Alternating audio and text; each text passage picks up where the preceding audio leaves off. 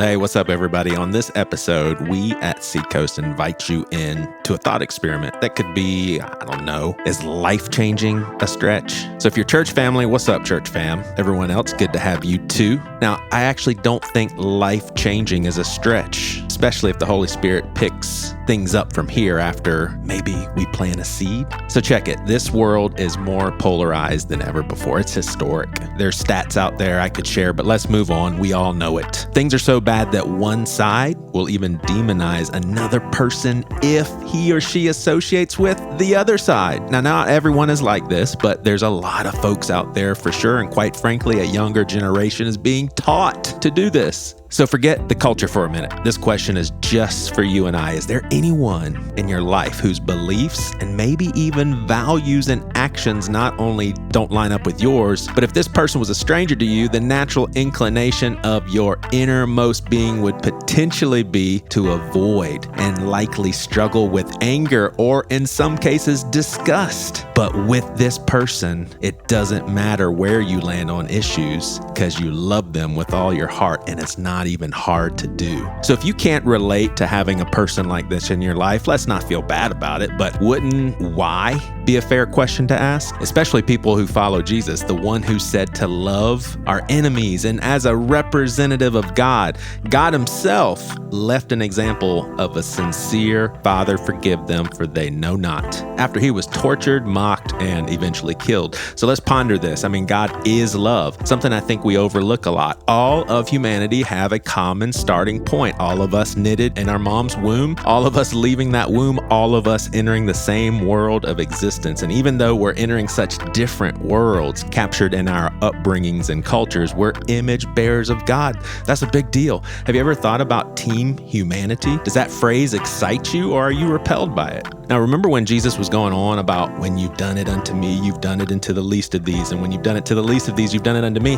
I bet after Jesus said, when I was in prison, did you minister to me? Along that same line of thought, he could have continued with, when my views were offensive to you, did you still respect and love me? So what if you were going through a hard time and a friend who you hadn't talked to in decades called and checked in on you? They read about your hard time on Facebook. You go back and forth with this person, eventually being vulnerable with your pain, connecting with this person on many levels, only to hear in return, I'm so sorry. I hate that you're going through this. I really care. I'm really praying for you. I'm going to check in on you. You mean something to me. And then a relationship was built upon that foundation. And then later on, you find out just how different you are to this person after talking about things. In fact, you sit on the opposite end on every polarizing issue you can think of. I bet in most cases, the connections and foundation of love that are in place would be able to ride out that storm of coming to grips with those vast differences.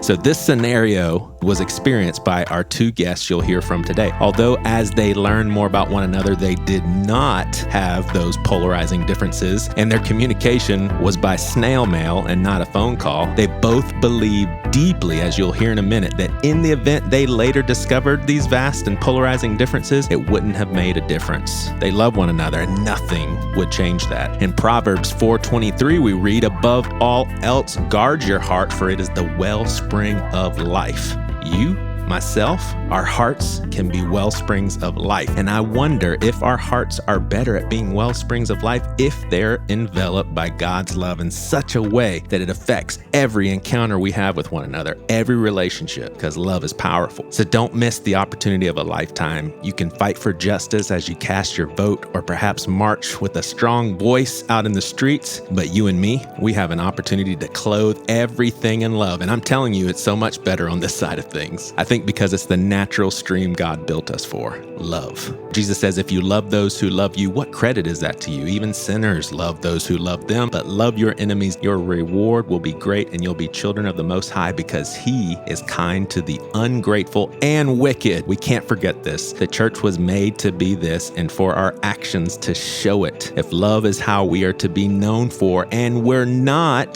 then what are we known for? So let's come together in love and maybe change the world as we do it. Just because I don't believe or agree doesn't mean I can't learn from you. Why did you have to bring that up? Okay, that one I'm super embarrassed about. Do you like me? Do I like you? Yeah. As an individual or as a podcast? Just as a person. No, person. like you. Okay, cool, Yeah. cool. And I don't have any interest in appearing to be stronger than I am.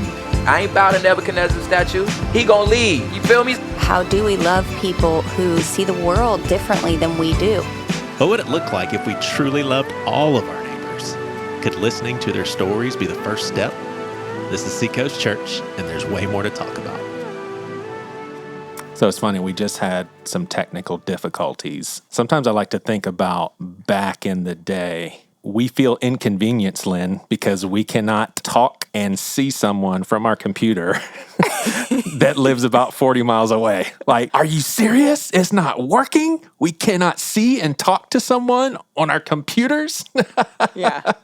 I was talking to Pastor Greg. I said, Pastor Greg, in 1988, what would that Pastor Greg think if someone said, we're going to need you in the podcast studio so that people can watch their smartphones and see you online? Like, it's just a totally different language. I mean, none of that stuff meant anything back in the day. Nothing. Gosh, it's crazy. Let me ask you this. When's the last time you have sent a snail mail letter? So I don't know that I've written a letter, but I've definitely written a card in the past 6 months. And I used to write, I actually still have stationery. And I use that stationery, but usually when I'm writing it, a friend turned 40 a few months ago. And so I wrote her a letter on the stationery, but I handed it to her. So Right. I didn't mail it. Yeah. So I still do that in cards. I have a whole set, I have different stacks of different blank cards that I usually for birthdays or whatever, I write people letters in the card and I'll send it to them. So you write a note. Would it qualify as a yes. letter? When I mean letter, I mean, here's how I've been doing today. Last week, blah, blah, blah. yeah. What have you been up to? Yeah, no. No, you're right. That's a good distinction. In college, so this would have been summer of 1996. He's still one of my best friends, and we really hit it off. That summer, we wrote each other both about 2 times. I wrote him twice. He wrote me twice. Yeah. And I would say probably snail mail letters. I wrote it by hand and put it in the mailbox. Yeah. I would say I did that junior year was the last time. I had a friend. He was, I stayed in Richmond for the summer. He was doing this internship program or something in Florida, and we wrote letters back and forth. Yeah. Well, people are going to hear in a second a story. It's pretty inspiring. A lady ends up sending snail mail letters to every single one of her Facebook friends, which was 500 at the time. And it started because she wrote a friend of hers. She had not talked to her friend in decades. She found out on Facebook that her son had cancer. And so she just wanted to write her a letter saying, I don't know if you remember me, but I'm just letting you know, praying for you. Sorry to hear about your son. And she wrote a letter every single week to where her friend and her friend's family started to look forward to these letters. Oh. Lynn, think about if you reached out to someone, you really didn't know much about how they were doing or even what they believe. And if you're writing back and forth and you're sharing personal things about your life, they're sharing personal things about their life. Imagine they're on the complete opposite end of the political spectrum, maybe even on the belief spectrum. Imagine, though, when you leave all of that stuff out and you're just corresponding from a person to a person. I care about you. How are you doing? It doesn't matter where people stand on anything. Amy actually said that even if this person was on the opposite end of religious spectrum, political spectrum, at this point, it would not matter. Yeah. It just would not matter. Yeah. Well, and that's what the power of relationship. And so I even think about growing up and going to summer camp, and you would leave summer camp. And I went to the summer camp that was 2 or 3 weeks long in Orr, Minnesota. And it was incredible. And you developed all these relationships, and then you'd go back home and your friends are from different states all over the country. And there was no internet when we left. Right. And so snail mail through college was how we kept in contact with those people and those relationships. There's something different about. And snail mail, that wasn't a term until email, Until right? something new came along. Right, because I didn't. It was just we mail. just said mail them. It was just mail. So before you and I wrap it up, I've got a question for you. We were just talking about how much you love this podcast. Do you enjoy it more that you're a regular voice on it? Well, I was listening to it every week before I was Right. a regular voice on it. Right, that's what I'm It saying. is- Does this enhance it a little bit?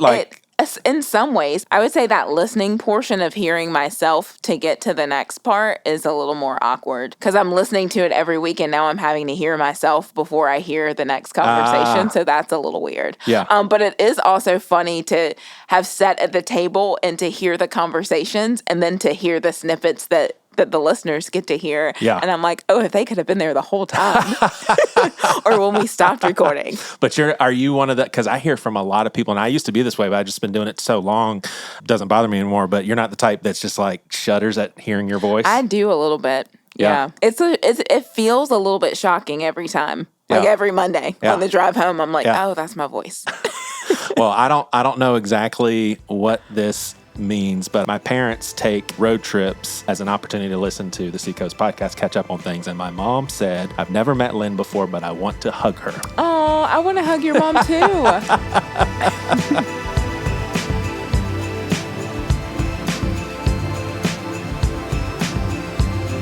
So I have to dive into some football real quick. Amy, you wrote about football, college football? Yes, sir. Do you have a team? Oh, yeah, I definitely have a team. Is it Texas Tech Red Raiders, the future national champions Hey. of the world. Hey, here's the only thing I know about Texas Tech is Clemson got blown out by them about 20 years ago. And I looked it up. It was 55-15 in a bowl game. And Yeah. I see that Still smile on your celebrated face. annually in Lubbock. It's still celebrated as a national holiday. I think that was... That's why, there's very teams, I guess Clemson's your team. There's very few teams that a Tech fan can get on a podcast and walk away with a smile on their face like that. So, I appreciate you. I appreciate you being honest about that. You're welcome. That says a lot You're about your character, Hey, friend. it took a lot out of me. Well, That's awesome. Yeah, I don't know any better way to kick this off than for you to, in any way that you want, just walk us through this story. Okay. Okay. Do you want to start, Miss Dana, or would you like me to start? Yeah, no, I'll start. I'm Dana Rivera. I live in Lafayette, Louisiana, and I met Amy in 1986 in Trinity, Texas, at a summer camp that we were both counselors at. And I think we got bunked up for counselor training. And she's got a big personality, and I do as well. So we immediately bonded because of that, and kind of got in a little bit of trouble, I'd say, here and there. Yeah, y'all don't seem shy at all. I don't strike me as timid. No. We had a really good time. And then I left that summer and went on with my real life. I had graduated college. I'm just a little bit older than her, not very much at all, but started my real life and never really thought much about her. Occasionally I thought, wonder what that crazy girl's up to. But in 2013, our youngest child and only son, Parker, was diagnosed with non-Hodgkin's lymphoma. And Amy friend requested me that year in 2013, saw that Parker was sick, messaged me that she was thinking about us, praying for us. And then about, I would say 16 months later, in December of 2014, Parker relapsed. And Parker and I got our first letter from Amy at the Ronald McDonald House in Memphis. And it was just a card for both of us saying that she was praying for us, thinking about us. And then the next week, we got another card, this time saying that she had amassed this team constant. Someone would be constantly praying for us. And that's how we reconnected. And she's never left my mailbox to this day. Once a week. I get a letter once a week. Once a week. Wow. Yeah. I want to get into the whys of that, but before, so at some point during the letter writing, Parker passes away, correct? Yes. Oh. Yes. So what year was that? The letters came initially in 2014. Did I hear correctly? And we lost him very quickly after that. Within about 3 weeks of receiving the first letter, we lost him. When he relapsed, it was very quick. Yeah. I know it's been a long time, but you never get over something like that. So my sincere condolences for sure. Thank you. Amy, did you find out about Parker from Facebook? Yes, when I friended Dana, the first thing I noticed, because we'd done 30 years of life apart, is she had 5 kids, 4 daughters, and then her son was Parker. And other than she posts a lot about LSU football, which I really enjoyed and connected with immediately. She posted about Parker's, struggle with cancer. They were at St. Jude, I believe, when we reconnected. And different than Dana, her name would always kind of bounce around in my head, not all the time, but every once in a while I'd be like, oh, I wonder what happened with Dana. And I think that was God and Dana and I's big personalities, had connected and resonated with me. But as soon as I found out about Parker, I immediately, as a mom, I think I went over the edge quicker just because of the way I think God connected us. But so I immediately became engaged in that story. And then, that's how I found out Parker was battling cancer. The first time I contacted her, she had said he was going through a really rough round of chemo and asked for prayers. And so I immediately started praying like she had asked me, like I was the only one in the world, not her 900 friends. And I actually reached out and told her I was praying for her on Facebook message. This was the only contact we'd had probably 34 years. And she, this is the kind of person Dana is, because a lot of the story pivots on Dana's responding, not so much me reaching out. But who after 2 days, it was like 2 days later, she messaged me back, and she's going through this with her son. And she takes the time to message random loud girl from 1986 back and just says, hey, yeah, I remember you. And I was like, yeah, I'm still really pretty. And she was like, thank you so much for the prayers. And without that, reconnection, this story doesn't happen. We're not sitting here talking to you today. So. Yeah. Golly, that's when you received the initial card, I would imagine your response was, wow, that is just so thoughtful that she took the time to do that. But when you started getting them regularly, like what do you think? It was wild because Parker and I we live in an amazing community. And when I say supported, there's just no definition in the thesaurus that could say what we got from our community. So getting things in the mail, getting cards and such in the mail was kind of typical. But what was different with Amy was that first and foremost, besides Facebook, there had been zero connection with her in 30 years. Parker didn't know who she was. And, we're 3 weeks in a row and she's sending a card and Parker's like, who is this person?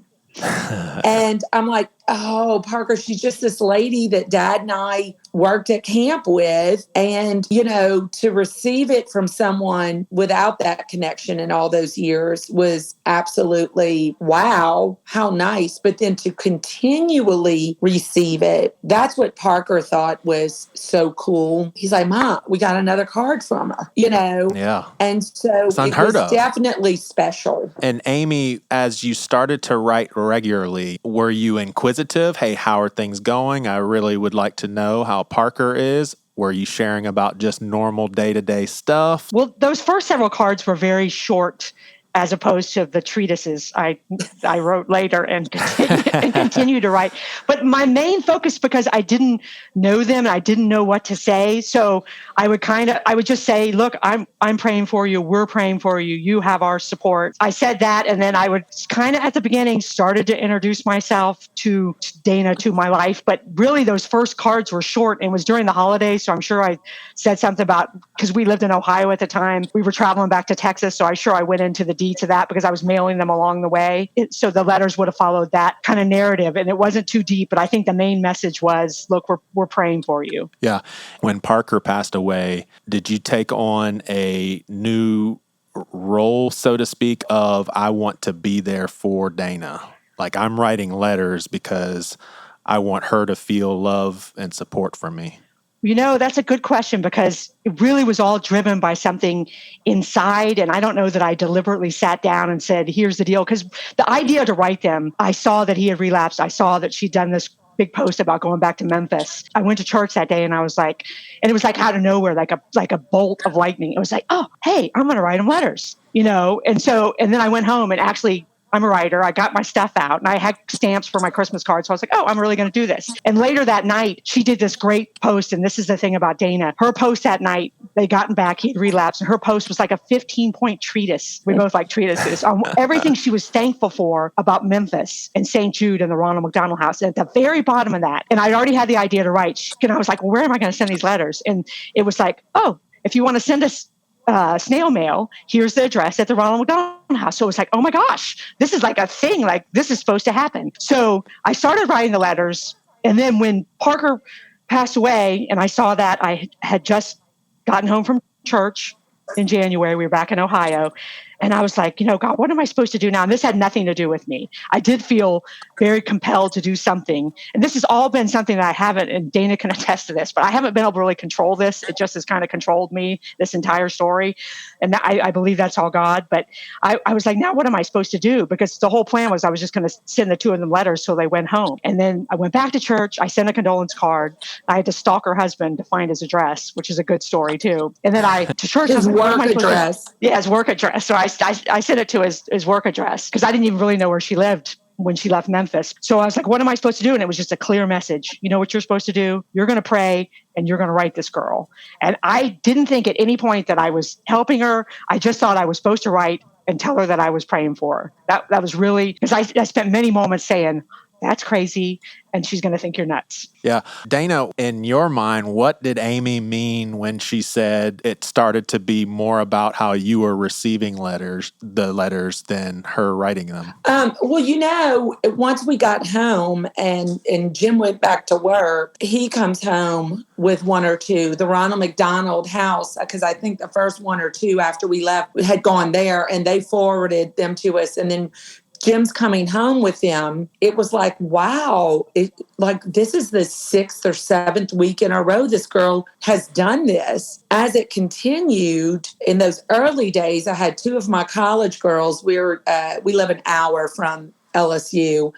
And so they were basically kind of commuting. They lived in Baton Rouge, but during this time, we wanted to be together. And so they were commuting. And I remember after about 3 months, one of my daughters said, because at this point, it had gotten to where not only was I looking forward to the letter, waiting almost for it with bated breath, but my daughters were and my husband was, because the letters had gotten longer and more of an introductory into their life. And, but it always started with, please know that you are in our prayers, in our thoughts. And every letter to this day ends with prayer, the prayer chain of what she is specifically praying for. And so it got to where my family waited for these letters. And I remember, because it was encouraging to them. Yeah, they couldn't wait. And I remember distinctly going to the mailbox probably 3 months in, and my daughter that was in law school said, Mom, how long do you think she's going to keep doing this? I said, man, I don't know, but it's going to be a sad day when it ends. Never imagining that, Lord help me, she's kept the post office open, is all I'm going to tell you. Right. Most people on the face of this earth right now have never done what you are talking about. I've written snail mail letters, but never a weekly back and forth. I'm assuming that there wasn't hardly at all, if any, phone conversations, video conversations. So when you're reading these letters, do you feel the two of you becoming close? What does it feel like to get close to someone by reading their words only? Well, I will say this. The letters were very one way until around April, and I'll let her explain. I finally felt compelled to write her back. But very much what you said, it wasn't just during this time, but it was Amy, 2 years? 2 years before we had any electronic communication. Didn't even know her phone number. Yeah, Right. so I'll let her take over from that point. I wrote Dana and I had said that, and it was about 4 months before she sent me a Facebook message, which my friends refer to as the cease and desist, because she sent me her home address. Like, okay, stop with the stuff to Jim's office. And then I started writing her home. But, and I had many moments where I was like, what am I doing? I remember sitting in a friend's house saying, what am I doing? And I was like, then I drove home that night, was just like, just keep writing the letters. That's what you're supposed to do. Just keep writing letters.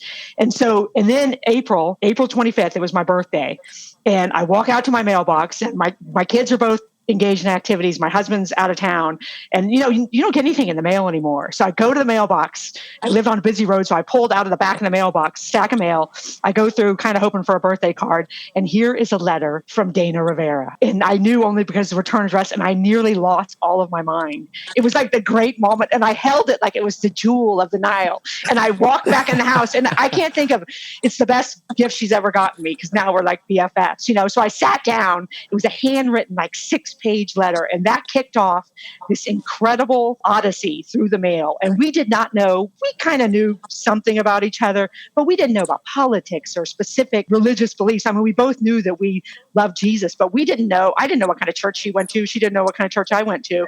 And we just, this free space got created between the two of us, because for me, I just shared everything. And I trusted Dana way before I should have, because I didn't know the integrity of this woman. I didn't know she was going to become really the friend of a lifetime. And this, sounding board and this wise person, I was just telling her all my business, because I was trying to fill these pages in between I'm praying for you and then the closing, prayer thing. And then she would share back with me.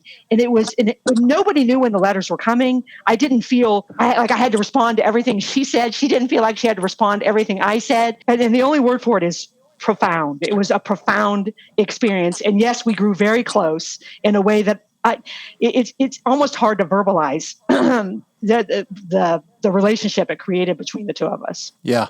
And you guys shared very deep and vulnerable stuff that you weren't sharing to anyone else. And at that, when you started to get vulnerable with each other, you still hadn't had any sort of audio or video connection. It was all through letters.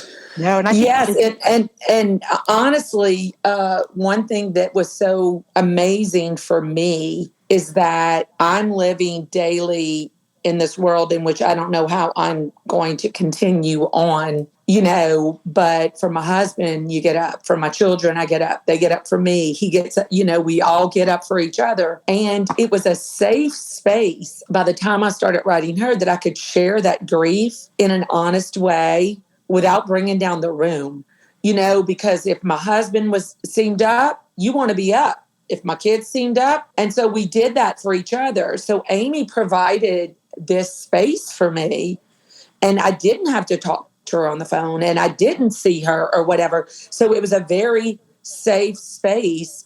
We really kind of referred to it almost as like Dear Diary. It was very Except frightening. a real person on the other end. Yeah, right. It was frightening when we finally did meet each other. That was very scary. Very. What if I don't like that? Why? And what if I overshared, and then this person is like, there's not a click. I've thought, every single bit of this from my end was God. Like, what was the timing? Why did I decide to write the letters 4 weeks, like at that point in time? Why did it all happen? It all happened because of God. Why did we form the prayer team? It was all God. It was all inspired. God's hand was all up in it. And I knew that, but at the same time, I'm still a regular woman just trying to stay married in Dayton, Ohio, and so what if this person is, who is this person and how am I going to look to her? I was very vulnerable. I'll always be vulnerable with Dana because I still write too much. I still share too much. Now she's my safe space though, for sure. So, Dear Dana, that time I went crazy and wrote all 580 of my Facebook friends a handwritten letter. How vulnerable do you guys share in that book? And Amy, you're the primary author, or did you write the whole thing? She wrote the whole thing. Okay. But a lot of Dana's words are included in it. And it's Dana and Parker and Jim and my story too, as well. So yeah. So do you share some of the vulnerability that was shared between you guys? Right. And yes, some of Dana's letters to me are in the book, because the book takes that first part where Dana and I reconnected Connected at Camp, Reconnected, Parker, and our stories. And then it, evolves into this, because the second part of the story is I sat back after about 6 months of pen pal with Dana, and I was like, man, if God can do this with random girl from South Louisiana, what else can happen here? And so I, really crazily, without any intention on finishing or writing a book, like none of this was intentional, including the entire relationship or connection with Dana. I was like, I'm going to write all these people. So I wrote almost 600 handwritten letters over the course of 2 years. And the book chronicles those two things, and it just blows up my life and then ends up reconnecting me and Dana. And the funny thing is, when I started writing the Facebook letters, I would write Dana and tell her, because we still hadn't had any electronic communication. I'd be like, Dana, here's the thing. We're going on this great journey, this letter writing journey. It's our project. I kept saying our. I mean, Dana's never had any chance to sign up for my ridiculous subscription. She's never had any kind of, she still hasn't signed up, and she just gets, I just pull her into all this nonsense. So thanks, Dana. And I want to get more into the Facebook letters, but before that, let me ask Dana, were you hesitant at all when Amy approaches you and says, hey, I want to write a book on this whole deal, and that includes sharing some of our story? Did it give you pause for thought? Yeah, it did, because, she told me finally at some point about the project. She told me, we're going to do this project, didn't really tell me what it was. And then after about 100 or so letters, she told me specifically what it was. And I was like, that is amazing. And, she said, and I'm chronicling it all. And I feel like this book is there to be written to weave our story and the Facebook letter story. And so I was like, oh, that's awesome. And then I knew she was working on the book. But when she gave me the copy, obviously it was, on regular paper, I think in a janky binder to read. And I started reading it. By this time we were texting at this point. And I was like, I don't know if I can read it. And from day one, she has been, this book doesn't go without you being comfortable with it, Jim being okay with it, because a lot of the book is our story and in ways that I shared with her. And from day one, there was a minute right before it, probably before it went to the publishing press, where I was like, wow, because I was able to read it. I read it twice before it went to publish. And it's like, man, this is hard. And she's like, should we stop the press? And I was like, no, we're not stopping the press. But it was hard, but it's a beautiful story. Yeah. Amy, how did you initiate the whole Facebook experiment? Did you put a post on your Facebook page saying, I want to write all of y'all a snail mail letter? Because I'm amazed that you heard back from enough people to get their street addresses in order to write them in the first place. Right. I mean, it was all inspired again by God. This was all orchestrated, because the concept of writing 600 handwritten letters is crazy and it's too much and it shouldn't have happened. But what I did, I never made a public statement. Really, Dana and my husband were the only people, and my older son knew what was going on. So basically, I just got an Excel spreadsheet. I put everyone's names into it. And then I very jankily, this was not going to be on Etsy. I cut out little strips of paper with everybody's little names on it, and I shoved it in a box. And then I bought some stationery, and it said, Amy Daughters, your Facebook friend. And I sat down and I got a journal. I was going to journal the whole thing. And I pulled out name one and wrote that person a letter. I set some rules up. I had to write the letter whether I had an address or not. And then I just rolled. And if I didn't have an address, I had about 40% of the addresses. I would either look for a known workplace, text another friend or family member, and stalk you on the internet. And then the last resort was to Facebook message you. And I bet it's much to my shock. There was probably 97% of the people gave me their address. Now, part of that was I had the element of the surprise of surprising people at the beginning, which was my intention, because it had more impact that way. And I like to operate that way anyway. But then once I got, there was a tipping point where one, I was going to have to finish, and two, people knew about it. So they were much more, at the end, it was much easier to get an address because they were like, ooh, I'm going to get my letter. and so they were ready then. But it sounds like a lot of people got the letter, and that's the first way that they heard from you. Right. Like they didn't know a letter was coming.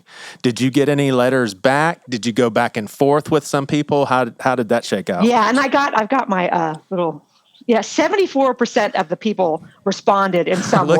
Look out. You are a personality type. There's a lot of people that are relating to you right now, and then there's some people that are like, is she from another planet? Right. I'm a numbers girl.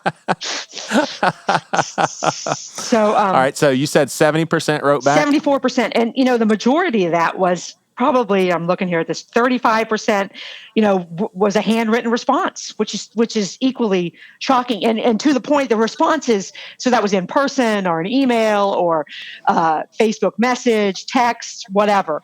But I had a hard time keeping up with the responses. And I ended up actually feeling guilty because these people, I'm telling them, I'm your real life friend. And they're like, oh, she's my friend. And the letters had such impacts and such a deliberate act. And Dana and I have talked a lot about that. And we want to make this like a movement where people write each other, but it blew people out of the water. And so then they shared, they shared very deeply with me. And I walked away feeling guilty about some of the exchanges because there was no way I could be, and this sounds so obvious, but you can't be in-person friends with all these people. And right. So I tried to respond to everyone, but I really struggled to keep up with the level of, one, I got tired of writing the letters in the first place, and two, responding. It was overwhelming. So why were they sharing deep stuff? Because the initial letter they received from you was something along the lines of, I want to be your friend. What's going on in life? I'd love to hear the good and the bad. Well, the letters all had a basic format. One, I would say, here's what I'm doing. And I told everyone I'm writing I reconnected with my friend Dana. She lost her son, Parker. It's important to point out, and I say this to Dana a lot, there would not be a book, a podcast, a letter one written without reconnecting with Dana and with Parker. And I'm not at liberty. I have no right to speak about Parker, but I will tell you that Parker loved Jesus, and to me, as the person from the outside coming into this is the whole purpose of this entire story is Parker's ongoing relationship with Jesus. And again, I have no business speaking to that, but that's what I've believed for most of this. But so I would tell the recipient of the letter about Parker. And then I would say, that really, I kind of was like, if I didn't have her address, if I didn't have Dana's address, and I didn't even know where she lived, what does that say about relationships on social media? And I said, I'm, writing everyone to try to redefine, the word relationship and make a connection with each person. And so then what do you do after that? What do you say in the letter after that? Well, here's what you end up doing is you end up looking at their page and doing a little light stalking, and you find out who this person really is. And so you separate the assumptions you had from, and you can't get the reality on Facebook, but if you treat each person individually, you're at least going to have a sense of who this person is. And you're like, oh my gosh, first of all, these people are amazing. Second of all, I'm connected to them in some way that is meaningful, and so you're going to write what connected you. And what you end up doing is saying, oh, I didn't know you went to North Carolina and you're a Tar Heel from the ACC. For me, a lot of it was sports, but then after that, you're like, what do you say after that? Well, you say how you're connected to them, and you end up thanking people for things they did in your life. Whether you met them in junior high school and they helped you when your grandma died, or they went to church camp with you, or you danced with them for 30 minutes like crazy at some friend's wedding. And you end up saying, you were there at the right time for me. And then over and over again, I was like, oh my gosh, relationally, God has just knocked it out of the park, and my grateful meter just went off the charts. So the letters had a lot of meaning to it. And at the end, I would say, I'm glad we're connected. I may never see you again, but you're my friend in real life. I said that over and over again. I care beyond what you post on Facebook. I might not see it or like it, but I care about you, and that was genuine things to say. But I also realized you have to be careful with your words because I cannot keep up with all of these people. But it was a very meaningful exchange. So y'all are human. So I would imagine that you could relate to thinking of a type of person, demographic, a group of people that believe a certain way, but you could probably think of a person or people that you don't understand, and if they catch you on the wrong day, maybe you would even be annoyed or angered by their approach to life. I want to imagine if that was Dana to you, Amy. So you reach out to her, you don't know much about her, but let's say in a fictional world, she's kind of a type of person that you don't understand, frustrates you, but you're writing letters about real life stuff. Would the friendship have still developed, leaving all the and we'll just say political differences, religious differences, leaving all that stuff out? Does a friendship still develop? That's a great question. We've not ever been asked that. That's a great question, because I believe the letters, in the letters to the 580 people, those things seem to really fade into the distance when you make a real meaningful, loving connection with someone, because you get to know who they are, and you can see past some of that because you're like, oh, I have a meaningful connection. I don't know, Dana, I almost want you to answer that question. I believe our friendship still, she does annoy me. For sure. And I call her idiot occasionally, out of love. But here is the, both Amy and I think firmly believe politically, religiously, what we each believe. We're on we're in the same chapter, but there are times we're not on the same page. But we are both very accepting, and I don't mean kumbaya, everybody come along. We both at the core feel like God's going to take care of that stuff. Our job is to love, and to love within the parameters. And that might not be, my husband's job. It might be loving in a different way. But Amy and I are both two people, and this is how we are so similar, is that we and I come from the teacher background, and so that has set me up very well for life. Because if you don't think a classroom of 26 kids over 32 years doesn't give you every type of personality, and so, but we both feel like our job is to love first, and God's going to take care of all those details. And so I would say yes, because I feel like that's at the core of who we are. Now, would we have wanted to go on trips together if she was a Bitcoin girl? Probably not. And there's nothing wrong with Bitcoin. I'm not saying, but I don't understand it. So it is not in my world. Right. I'm just using that as an example. I don't know that we would want to hang out as much, together. But definitely, I do think the friendship, and I think that's because God lined all that up himself. That's what I was going to say, Dana. Yeah. It was preordained for us to be connected in this way. I'd like to think that, let's say there were some, major roadblocks between the two of us. Those 2 years of writing those letters, I'm telling you what, you can't take that out of somebody's heart. And I would stand behind Dana Rivera right now, and she could shout in the loudest voice the thing I disagreed with the most, and I would stand right in front of her and not let her take a punch. And I'm not saying that any other way, but that's how we're connected. She has my heart, and God deemed it that way. See, that's one of the most beautiful things I've heard in a long time, and my mind just starts racing in so many directions. Like, hey, as a society, are we just not able to? Maybe it's just a season of time, but are we not able to have conversations about things that we're polarized in? And if we don't have the tools to do it, let's just not talk about those things that gets our blood boiling, and let's just talk to one another as people. Right. The fact that you said that your friend could shout out loud something that you vehemently disagree with, and you would still, I don't know what you said, take bullets for her, whatever. That's the beauty of humanity, and something that I just feel like we are losing sight of. Because when I asked y'all that question, I totally agree. Like, if y'all were writing back and forth and sharing about your life and your struggles and your ups and downs and all that, the other stuff doesn't matter. It just doesn't even matter, because you're developing a friendship based on, I love this person.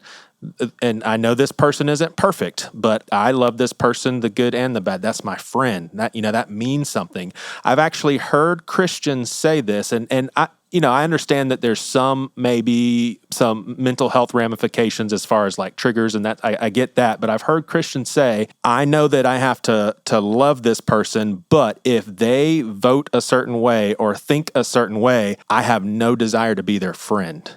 Yeah. And I'm just not signing up for that. That is very, I'm going to go ahead and say just distasteful, because I don't see any Jesus in that whatsoever. Right. I mean, I see Jesus fellowshipping with the ultra liberals in the Gospels and the ultra conservatives who are beating people over the head with the law, and he's just wanting to be their friends. But sorry, I got on a soapbox. This conversation's about you guys, not my soapbox. And I think that's one of the primary lessons I learned in writing all the letters. I mean, taking Dana to one side as the super example of the whole thing. But I wrote these letters during the 2016 presidential election cycle. And I was writing letters to people I knew did not believe what I believed, agree with what I agreed with. But what you said is right. Once I took and looked at them as an individual, or God did, and then I figured out how I was related to them and realized they were a real life human being, and then I expressed gratitude and they replied to me, then all of a sudden all that stuff started to dissipate. And what we participate in is conditional connection. That's what it is. We have conditions. If you do this, but I think sometimes we put other people in a box just as much as people put us in a box, or we put ourselves in a box. But when you start deconstructing that box around people, what's left is love and a connection. There's so much hope in that. And that's the story we're trying to share, right, Dana? That's the story of Dana and I. Then you take the letters and you just multiply it. Have y'all heard of the movie called The Best of Enemies? I'm not. You got to check it out. It's based on a true story, and it's the story of how a guy who was in the Klan and since developing this friendship with an African-American justice and political activist, they actually, I won't go into why they interacted so much, but they interacted so much they didn't have a choice but to get to know each other as people, became best friends. And, this guy had left the Klan and all of that, but absolute best friends. She gave the eulogy at his funeral. I mean, it is right up the alley of what we're talking about. Dana, do you see Amy's letters as a part of the healing process in your grief? 150 million%. Certainly, like I said in the beginning, it started as being something to look forward to and to wait for. And, we didn't go a lot of places. We're very, very active social people. And we didn't probably leave our house for several months. And so it was something that we could look forward to. So it started with that. But I have to tell you that today, they typically come Thursday or Friday, and I have to say that today I will mention something because we speak probably 5 times a week. We call it the PC, the podcast between the two of us. And I will say something that I don't even realize that I am saying, or that triggered me with, Parker or a treatment. And then the next week in the letter, she'll say, I want you to know I heard you say that. And I've been praying about it and how it resonates with you as you move forward. And so it's like free therapy, Yeah. There was just one last week that I don't even realize I'm saying because I'm just chit-chatting. And at this point, we're so honest that, I told her today something that I was like, I think you should do this, and it's none of my business. Oh yeah, she was getting her hair. She's getting her hair cut a little bit, and she goes, "I think you should shorten your hair too." Like this. She's gonna cut your hair. I think you need a few inches off. That's how honest this relationship is. So, but for her to take something that I said, and June's a hard month for us, so she's been particularly sweet in the letters this month because Parker's birthday is next week. And so definitely it has been a part, of the journey of being able to move forward. I would never say move on. And I don't even like healing. I'll never be healed. But I know that's I don't know what else you say. Yep. It was funny. As I was saying that, I was thinking the same thing. Like, you're never totally healed. No, and it's not. Listen, man, people say that I understand exactly where you're coming from, because I would use the same term. But, and people say all kinds of things. And that's one thing that Amy has learned in this journey with me, is that people say and I don't want to call it dumb, but really the dumbest things.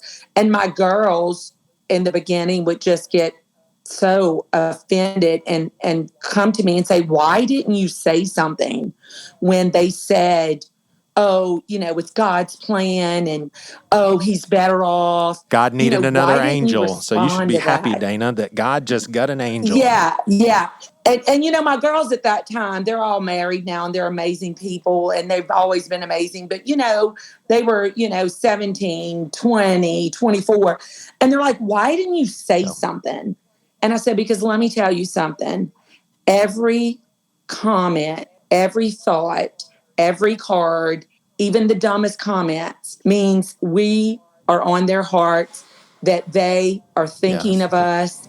And it's all coming from love for us. So no, I wouldn't say that to somebody, but you know what? People don't really know what to say. And so I've always looked at it, as you just take it from where it's coming. There's not one comment, beautiful, prolific, or stupid, that I know hasn't come from a place of love for Parker and for us. And Amy has certainly been a part of us trying to move forward in a positive way. Yeah, it's so interesting. It seems as if the people who go through that deep of grief are the most understanding of those stupid comments. And I bet you it's for that reason, because y'all pick up on the fact, hey, they care. Because people like me who have not shared that sort of grief, I'm annoyed for you. Right. But it is crazy. The people that I know who have gone through that kind of grief, it's like they're more understanding. I do want to ask how old Parker would be. He would be 24 this year. He was 24. 15. Gotcha. And he faced from the get-go with faith, love, and acceptance, and never questioned a second of it. So, okay, so I say this rather lightheartedly, but you both made your point. Amy, you made your point. Now that you know each other, why are you still writing letters? There's email, text messaging. I mean, you can FaceTime each other, for crying out loud. Why the letters? Right. That's a great question. And I think part of it's, on my part, it's kind of indulgent and, not selfish. But, to me, the letters to Dana have become such a rhythm, a part of my life. That's one phase of it, because I have the power of the letters on my side. One of the things I've gotten out of me writing Dana is I've looked at my life from the outside in, and she said free therapy early, but that's what she is to me. I don't just write Dear Diary, and that's what it is a lot of times, but it's Dear Dana, and it's not to some random person, it's to my friend. And I can say stuff in the letters that I can't say out loud. And I can share this with somebody who cares about me and loves me. And what a powerful, incredible gift for me. So I don't feel right if I don't. And I write Dana short letters sometimes, and but I do. That's one side of it. And the other thing is, the book and our relationship. We've done a lot of fun stuff because of the book. We've done a lot of exciting stuff. We've shared. I think we've changed. God's changed a lot of hearts and lives through Dear Dana, through our story. But the core of this whole relationship, the whole reason it happened, I just told you this 2 weeks ago in a letter, Dana, is it's about prayer. It's about my prayer team and me specifically praying for the Riveras, praying for Dana, praying for Jim, praying for her girls. And the weekly letter is my way to highlight that to Dana. And that will always be the basis of this relationship. I mean, if you knew how much fun we had, if you knew how stupid we were, you'd be like, come on, because God can hook some people up. Let me just tell you that. We have so much fun. I bet you some of it is not on air appropriate too. I bet. It might be. It might not be, but I will every day. God has put it on my heart that I tell Dana all the time. I could not stop praying if I wanted to, because they are in my heart in a way. They are a part of me. And I know I know nothing about my life, but I know what I'm supposed to do with the Riveras. And so those letters are my vehicle to remind myself and Dana of what this is all about. And again, this is about a kid who loved Jesus and two crazy skinny girls. That's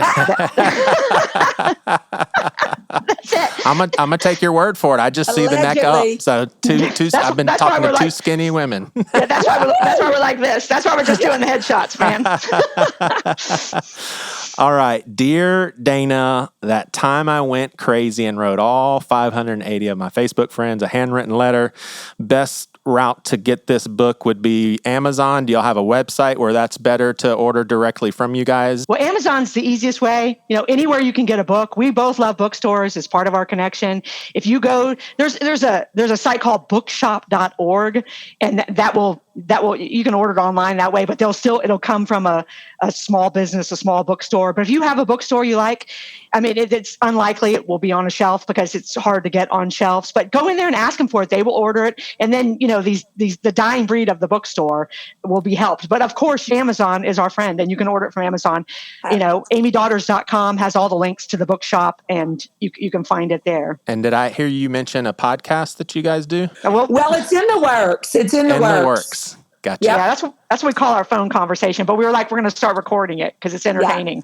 Yeah. So we'll see how that's coming to you this fall, hopefully. There you go. And then I did want to mention, you wrote, You Cannot Mess This Up, a true story that never happened. What's the quick synopsis before we wrap that up, or is that impossible? No, I'll be real quick. I basically wanted to write a funny time travel book. So I write myself back to 1978. I get dropped off at my parents' house as a random cousin. And I'm the same age as my parents, and my 10-year-old wacky self is there, and my brother and sister. And I have 36 hours to grapple with family Thanksgiving 1978. So I thought it was going to be funny, and it is. But it's also it was kind of a catharsis, and it's about how we remember things. I would remember things different as a 10-year-old than a 47-year-old. And it's a trip back in time. So that's book number 1. I'm proud of that as well. That's pretty cool. Well, thank y'all both very much. You've probably been told this 1,000 times, but it really is an inspiration and hopefully makes us all think about what we truly value in life. Well, thank you for having us. Yeah, thank you so much for letting us share our story. And it was all God. It was all God. That's my closing line. There you go. Thanks for listening. There's a link in the show notes to our podcast Facebook page where we talk about these episodes and share some behind-the-scenes information, including guests we're booking. Make sure to subscribe so you don't miss an episode.